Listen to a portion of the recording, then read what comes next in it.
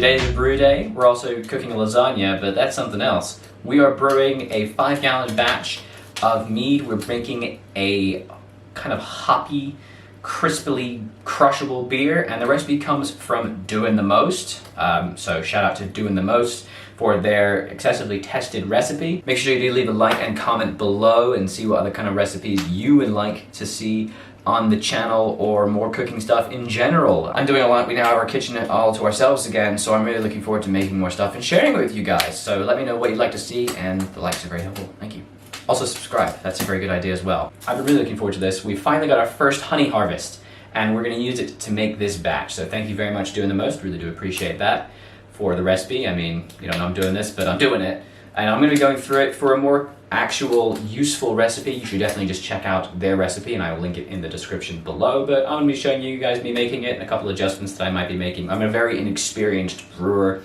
Right now I have the strike water heating up and I have the honey malt ready, but I just wanted to say I'm finally brewing something again. I haven't brewed in like a year, and it's with our own honey from our own hive. And that's just amazing. The honey is citrusy and floral and light. It's a lime and blackberry honey. I think maybe some clover too. I'm not 100% sure. It's wonderful, and I'm so excited to brew this. And so we're gonna make it. It's gonna be a Braggot, say that correctly. And let's go, I'll show you how to make it. All right, strike water's just a little hot, so I'm gonna wait a minute. Literally blowing on strike water. Oh, we're such bad brewers. As mentioned, make sure you check out the full recipe on Doing the Most. Mine is a silly bastardization of their actual tested recipe, and man, I really messed this up, but you know, that's what makes it mine, so it's okay. So what we're going to do now is we're going to sparge. This is essentially running more of our water through into our pot. I'm going to have to hold it, and Liv is going to have to pour water into it, unless you prefer to pour the water. I'd rather hold it. All right. And so the goal here is to do this until it runs clear, so we don't lose any goo. We don't want to lose the goo. That's where the flavor is. I'm just going to run it through. Now I'm going to give it a good squeeze. Ah, that was hot. I hit her in the face. Abuse. For her, not me. I'm fine. I'm really scared. Don't say it on camera. Yep, tastes like cereal malt. Okay, get it out of my face. Where do you want me to put it? In the sink for now, because it's being thrown away. Oh, okay. Oh, we could make bread out of it. Ooh. Spent grain bread. Then we're gonna pour this in, and I'm worried about space. Just be okay. Why are we so good? And now we bring this to a rolling boil. Right. So now the wort is boiling. This is now officially wort, which is great, which is a mixture of the sugared water from the malt. We are now going to be adding, nope, didn't actually cut that. We are now going to be adding half an ounce of, this is Centennial hops. This is a pretty, not neutral hop, but it's not crazy intensely strong like a lot of other hops. It doesn't have a prolific smell and aroma to it. And there it is. Woo, lovely. Oh, that's... Yeah, there you go. Sorry, did you want to smell it?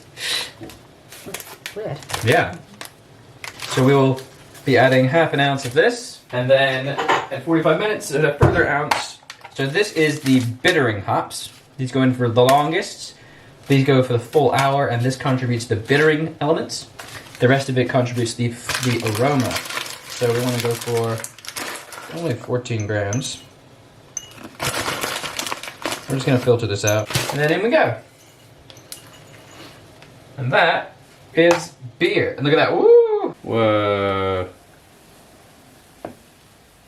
Nice. Okay. We got hop addition, or rather the last hop addition.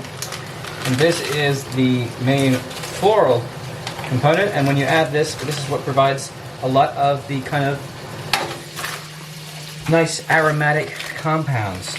So we're gonna just do a full ounce, so 28 grams. Yeah, unfortunately I decided to put it in the freezer like a lemming. So it's a little frozen now. Why I did that, I couldn't tell you. I think I'm just going through some idiot things. We're also going to be adding a protoflock tablet, which is, in the recipe, he calls for a whirlflock tablet. This is basically the same thing as a Whirlflock tablet. It's Irish moss, essentially. It helps to... it's like a finding agent. It helps to clarify it. And you add half a tablet. Why it's half a tablet, considering I'm obviously only going to use half, and so why is it half? I just don't understand. And it explodes. Of course it does. Well, that's a wasted tablet. What are you going to do? And we're going to just chuck it in. And then we do another 15 minutes. Yay! Okay, it is now boiled. It's all done. The hops are good, but I really do kind of need to get this off the heat. It is off the heat, but it is still super hot, so we need to cool it down immediately. We can't just pour it straight away into our thing, otherwise it'll explode because it's filled with plastic and it'll melt it. So I'm trying to very slowly kind of pour half of it in here, because then I can hit it with cold water. Exceptionally cold water. So this is now like 3 gallons or so. Okay. It's still pretty freaking hot, but not a lot I can do about that. We're gonna move this off. And I'm currently sanitizing my buckets with Star San. And I do love Star San. And I'm gonna let this cool for a hot minute, and away we go. Okay, so the mash is done. Unfortunately, it was too hot and the vessels were too large to properly cool it down, but I've gotten down to a good temperature. We are now going to pour it into our fermenting vessel. Now we have a problem, as we always do. We had some honey left over that was stuck at the bottom during the process of making honey, extracting honey from our hive. And here it is. It's about 2 gallons. It's just a little shy of 2 gallons, and it's kind of the runoff honey in the water. And I'm hoping that this, by miraculous chance, will be the exact amount of honey I need. We have plenty of other honey as well, but if it's too much, I'm going to have to be careful. So what I'm going to do is I'm going to pour half of this in here, get all the wort in, cool it down, and then check it. And that's what I hope is going to work. So here we go. We got our sieves set up here as well to catch it. Everything is, of course, completely sanitized with Star San.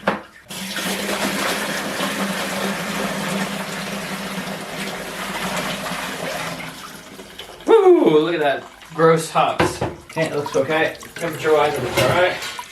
Because this is what has to go in. Ugh, that looks disgusting. Oh, I splashed it.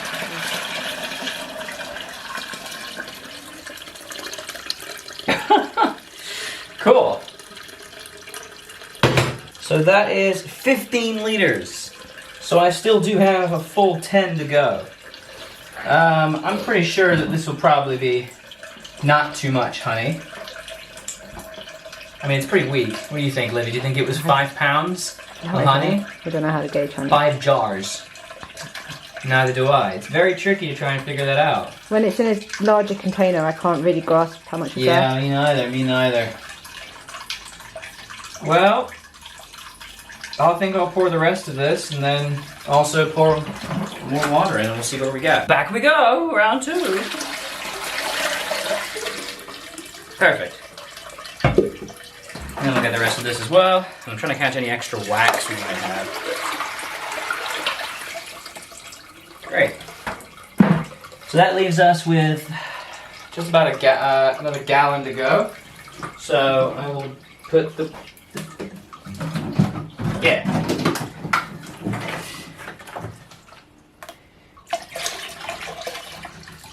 Get it to the 25 liter mark. Right, that's actually 5 gallons because the extra liter is extra. We'll keep that extra liter for when we if we need to add more honey, which I think we probably will. But you know, look at the color. Beautiful. Please don't do what I do. I'm an actual idiot. I was measuring this and the wort was still really hot, so my reading is completely wrong. I just don't know what's wrong with me. Look at me. I'm like so confident that I've messed this up, but no, it's too warm. When the wort is too hot, it's going to give you a low reading. It's actually way sweeter than I think it is, and it basically ruins the batch and turns it's like a 7% beer. Oh well. That's it for the Braggot in this video. The next mead video I'll be putting out will be us racking it and treating it and turning it into beer. I don't know why we just didn't film the actual putting it in the fermentation casing because it took so long to cool. We were really tired and out of it. But basically what happened now is we put more honey in and then we put it to the fermentation and we pitched our yeast. The yeast we chose was Kvike Opshag, but again, you can get the full recipe on Doing the Most. Thank you so much for watching. Now you're going to hear me talk about honey for a little while. And so this is the honey harvest. It's been actually really exhausting. All the work to get it off the hive and then the weights, and then we've also been doing brewing today. This is our harvest plus 1 more pound in the kitchen, 12 pounds jarred. 1 pound we've been eating, and I want to say something like 3 or 4 pounds, Olivia, maybe, that we put in a beer, which we've been brewing. And then we also have 4 pounds here from a beekeeping friend of ours called Andy, who gave us his ivy honey to brew with.